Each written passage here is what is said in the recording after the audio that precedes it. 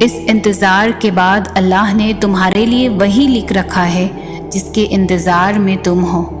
وہ فرماتا ہے جب ایمان والے مجھے شدت صبر کی انتہا کو پہنچ کر پکارتے ہیں تب میں انہیں ہر گھٹن سے آزاد کر کے ان کے دلوں کو ٹھنڈا کر دیتا ہوں۔ اللہ تمہیں جلد ہی اس تڑپ سے آزاد کر دے گا جس کی تکلیف تمہیں کہیں چین لینے نہیں دیتی۔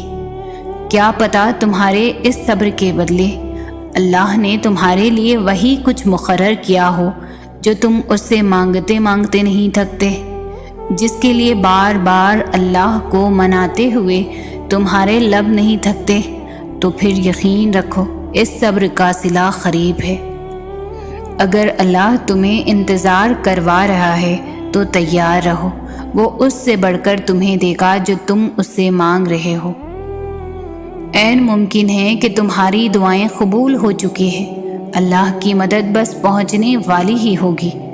تم اپنی منزل کے دروازے پر موجود ہو اور بس اب دروازہ کھلنے ہی والا ہو۔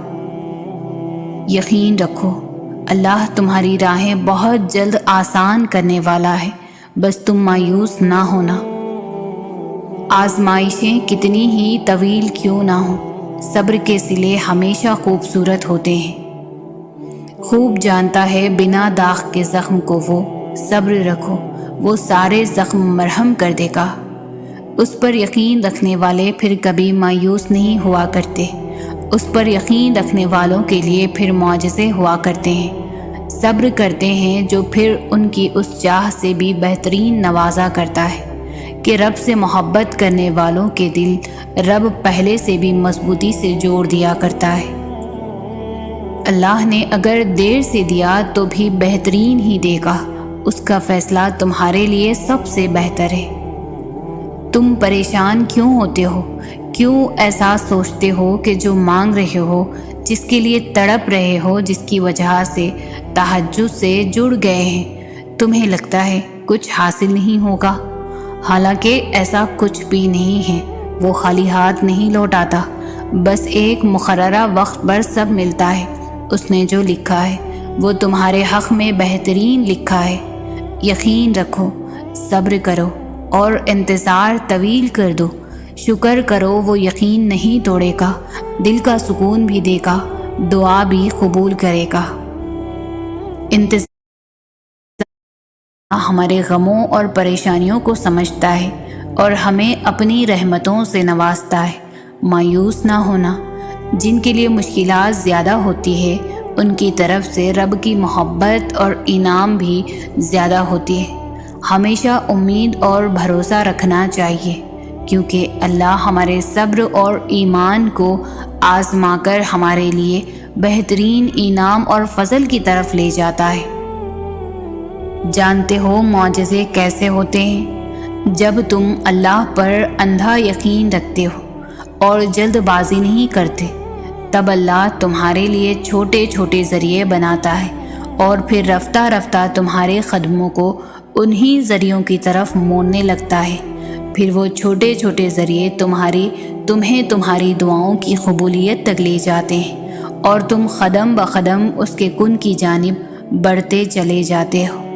معجزے کبھی بھی اچانک سے نہیں ہوتے، معجزوں کے لیے تمہیں آزمائشوں سے گزارا جاتا ہے اور پھر وہ آزمائشیں ہی تمہیں ان حیرت انگیز مقامات تک لے جاتی ہے جہاں کن فرما دیا جاتا ہے اور تقدیریں بدل دی جاتی ہیں۔ وہ چاہتا ہے کہ تم ہمت رکھو، تمہیں تمہارے درد کا در ملنے والا ہے۔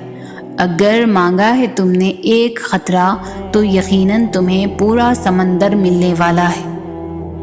اسے دیر مت کہو، اسے معجزے کے آنے سے پہلے کا وقت کہو۔ جب اللہ تعالیٰ اپنے کسی بندے کا مانگنا پسند کرتے ہیں تو وہ ہر روز اسے اپنے در پر بلاتا ہے۔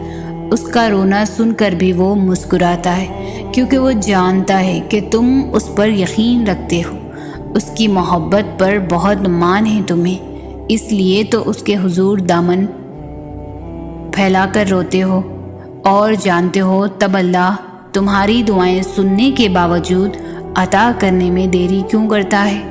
کیونکہ وہ چاہتا ہے کہ تمہیں کچھ دیر اور خود کو مناتا ہوا دیکھ سکے۔ قبولیت کی تو وہ پہلے ہی ٹھان چکا ہوتا ہے، بس تمہیں سننے کے لیے وقت بڑھا دیتا ہے۔ تو پھر اسے مناتے رہو، کیا پتہ تمہارا منانا ہی اسے پسند آ جائے اور وہ تمہیں تمہاری چاہ سے نواز دے۔